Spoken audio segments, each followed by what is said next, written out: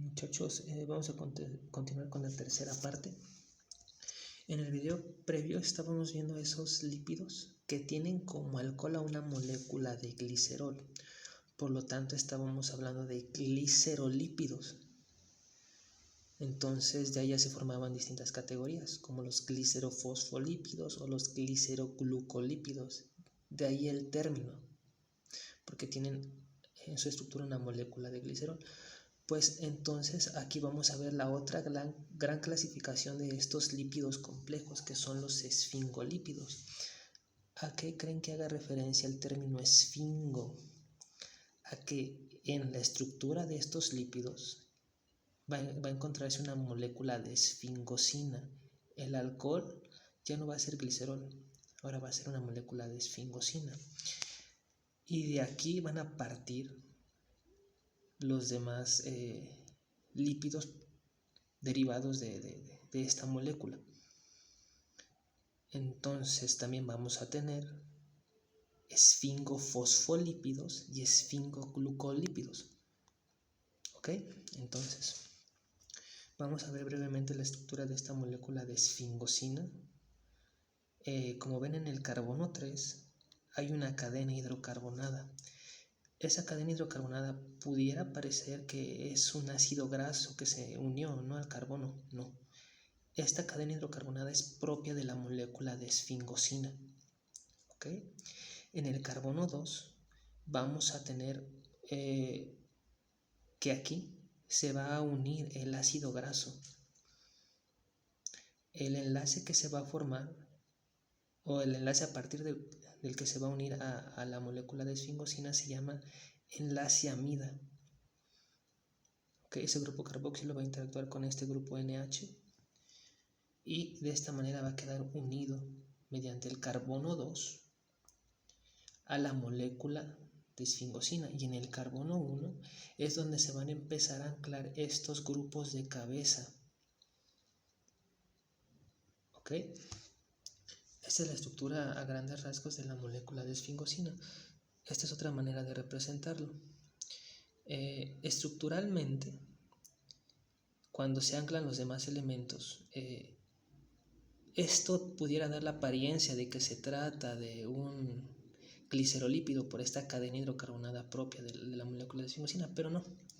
Estructuralmente se parecen, pero ya vimos lo diferente que es la molécula del glicerol a la molécula de esfingosina. ¿Sale y vale? Entonces, en esta otra imagen tenemos representado que no enfoca bien. Bueno, no importa, les voy comentando. Está la molécula de esfingosina, pero esta raya azul que ustedes ven aquí representa el ácido graso que ya se encuentra unido a la molécula de esfingosina, y esta X que ustedes ven aquí va a representar la unión de esos diferentes grupos de cabeza, a partir de los cuales vamos a estar formando las distintas categorías de estos esfingolípidos. ¿Ok? Entonces, hay una estructura precursora, es decir, una molécula precursora. Cuando hablábamos de los glicerolípidos, estábamos hablando de un ácido fosfatídico. Entonces, cuando hablamos de esfingolípidos, también vamos a tener una molécula precursora, y esa molécula se llama ceramida. La ceramida no es más que este ácido graso unido al carbono 2 a la molécula de esfingosina sin el grupo cabeza, es decir, solo el ácido graso unido a la molécula de esfingosina es la molécula precursora, lo que se conoce como una ceramida. A partir de estas ceramidas ya se van a ir formando las distintas categorías de los esfingolípidos. ¿Ok? Entonces, vamos a tener que en esta X, en el carbono 1, el grupo sustituyente de cabeza puede ser un ácido fosfórico o un azúcar. Si es ácido fosfórico, ya no va a adherirse ningún azúcar, y viceversa, o es uno o es el otro. Si se añade este ácido fosfórico, ya estaríamos generando la categoría de fosfolípidos. Sin embargo, estos ya pueden ser llamados esfingofosfolípidos. Entonces tenemos fosfolípidos derivados de la molécula de glicerol y fosfolípidos derivados de esta molécula de esfingosina, de las moléculas que sirven como anclaje. ¿Ok? Después vamos a tener que después de este ácido fosfórico pueden adherirse distintos grupos. ¿Ok? En el caso de que se adicionara un azúcar, ya estaríamos formando la categoría de glucolípidos. Recuerden que cuando teníamos molécula de glicerol también se añadía un azúcar y teníamos los gliceroglucolípidos. Sin embargo, esos gliceroglucolípidos no se encontraban en los humanos, sino en algunos hongos y bacterias, si no mal recuerdo. Entonces, cuando hablemos de glucolípidos, para términos de examen, nosotros vamos a estar hablando de esta versión, de la versión de los esfingolípidos. Es decir, la versión en la cual el alcohol es una molécula de esfingosina, ya que estos son los que se encuentran en los humanos, ¿ok? Dependiendo del número de azúcares y el tipo de azúcares, vamos a tener distintos tipos de glucolípidos. El problema es que esto no quiere enfocar, no sé por qué. Ok, no pasa nada. Vamos a pasar a la siguiente imagen. Entonces vamos a repasar. ¿Qué es una ceramida, muchachos? Recuerden, es el ácido graso unido mediante un enlace amida al carbono 2 de la molécula de esfingosina, sin el grupo de cabeza. Esta estructura ya es la molécula de ceramida. Habíamos dicho que a partir de ahí vamos a estar generando las distintas categorías, ¿no? Se van a ir adicionando distintos grupos a esta ceramida. Entonces vamos a tener que los fosfolípidos de los esfingolípidos, sé que suena confuso, se llaman esfingomielinas. ¿Ok? ¿Y qué es una esfingomielina? Es un ácido graso unido a una esfingosina. ¿Cómo se llamaba esto? Ceramida. Más ácido fosfórico. ¿Qué pasaba cuando a esta estructura le agregábamos un ácido fosfórico? Estábamos formando un fosfolípido. Por eso les digo que las esfingomielinas son los fosfolípidos derivados de los esfingolípidos. Ahora vamos a tener que después de este ácido fosfórico se va a adicionar una colina. Esto es lo que se conoce como una esfingomielina. ¿Sí? La esfingomielina es considerada un fosfolípido. Sí, es considerada un esfingofosfolípido también. Ahora, puede darse el caso que en lugar de que se añada ahí la colina, se añada una etanolamina o en menor probabilidad un inositol. No importa si se ancla la colina o la etanolamina o el inositol, este lípido sigue siendo considerado una esfingomielina, aunque se ancle la colina o aunque se ancle la etanolamina o aunque se ancle el inositol. Si hacemos referencia solo a los grupos de cabeza, podemos llamar a esta parte del lípido fosfocolina, fosfoetanolamina o fosfoinositol. Ok, muchachos, entonces, ¿qué es una esfingomielina? Es un fosfolípido derivado de los esfingolípidos, entonces es un esfingofosfolípido, el cual contiene colina o etanolamina o inositol anclados a la molécula precursora ceramida, la cual contiene un ácido fosfórico. ¿Verdad? Es bastante simple, ¿no?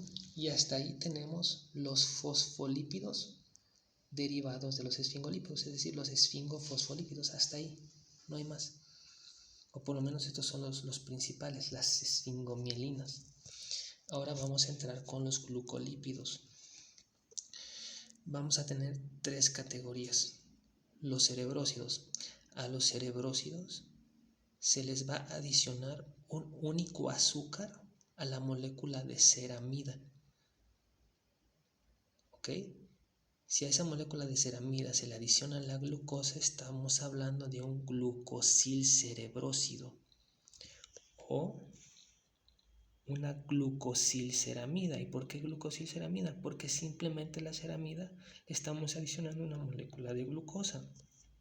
De ahí la importancia de que conozcamos esta molécula precursora que es la ceramida. ¿Okay? Si nosotros en lugar de estar adicionando glucosa adicionamos galactosa, esta molécula de ceramida, tenemos un galactocerebrósido, o también llamado galactosilceramida. ¿Y por qué galactosilceramida? Ya se la saben. ¿Okay?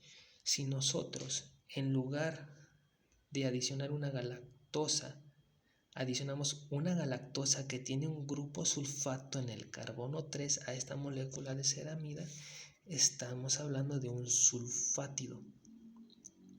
¿Ok? ¿Qué es un sulfátido? Simplemente se le adicionó una galactosa con un grupo sulfato, es decir, una galactosa modificada en el carbono 3 con un sulfato a la molécula de ceramida, y eso es un sulfátido. Estos tres que les acabo de decir son considerados cerebrósidos. Entonces los cerebrósidos solo tienen un único residuo de azúcar o un único azúcar unido a la molécula de ceramida. Se le consideran glucolípidos neutros. Honestamente no sé por qué, si se supone que estas moléculas de azúcar tienen ahí varios grupos OH que son polares, ¿no? Pero en general son considerados glucolípidos neutros, ¿ok? Entonces, en el caso de que en lugar de adicionar un único azúcar, nosotros estemos adicionando una cadena, y una cadena ya la podríamos considerar a partir de dos residuos de azúcar o dos azúcares, ya estamos hablando de un globósido. Entonces un globósido va a ser dos o más azúcares adicionados a la molécula de ceramida. Aquí tenemos un ejemplo. Esta glucosa más galactosa, sabemos nosotros que es una lactosa. ¿Ok? ¿Cómo se va a llamar entonces? Lactosilceramida, porque es la lactosa unida a la ceramida. Y este es un globósido. Pueden ser dos, pueden ser más de dos, tres, cuatro. Pueden ser todos estos. Se dice que los más frecuentes, los azúcares más frecuentes que forman los globósidos y los gangliósidos, que ahorita los vamos a ver, son estos: galactosa, manosa, fructosa, glucosa, N-acetilglucosamina, N-acetilgalactosamina. Cualquiera de estos puede estar formando parte de la cadena de los globósidos. ¿Ok? Entonces ahí tenemos que se pueden estar generando distintas variantes. Ahora, hay algo importante que les quiero decir. Hay varias moléculas de esfingosina. ¿Sí? Hay distintas clases de esfingosina. Entonces vamos a tener que la variabilidad de esfingolípidos que vamos a estar formando van a depender tanto de la molécula de esfingosina que esté funcionando como molécula de anclaje, como del tipo de ácido graso que se esté esterificando al carbono 2 y el tipo de elemento que se está adicionando al grupo de cabeza. La variabilidad aquí aumenta un poco porque se supone que hay distintos grupos de esfingosinas, no todas son iguales. Entonces, esto abre las puertas a que sea más grande el repertorio de esfingolípidos que nosotros podemos llegar a formar, ¿no?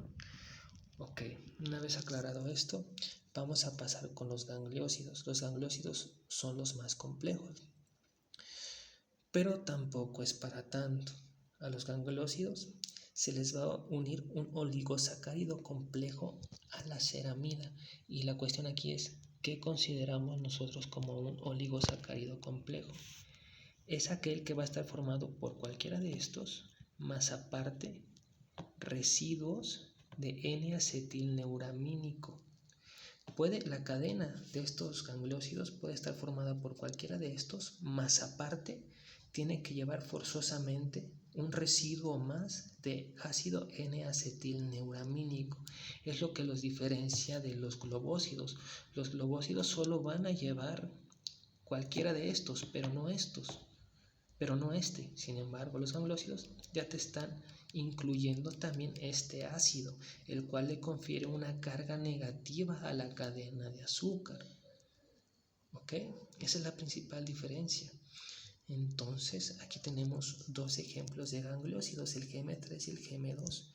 El GM3 está formado de glucosa, galactosa y un residuo de N-acetilneuramínico unido a la galactosa. El GM2 va a estar formado por glucosa, galactosa, el ácido N-acetilnoramínico unido a la galactosa y después N-acetilgalactosamina. Ambos considerados gangliósidos, observen que tienen sí o sí el residuo de este ácido incluido a la cadena. Ok, muchachos. Entonces, bueno, esta sería la tercera parte. Y ya prácticamente ya vimos las dos grandes clasificaciones de estos lípidos complejos, ¿sí? Aquellos lípidos que tienen una molécula de glicerol son considerados glicerolípidos y los que tienen una molécula de esfingosina son considerados esfingolípidos. A partir de aquí ya se están formando distintas categorías, ¿okay? En el último video que voy a hacer, o penúltimo, me gustaría que viéramos un diagrama general de cómo quedó esta clasificación. ¿Sale? Vale, muchachos. Entonces los veo en el siguiente video.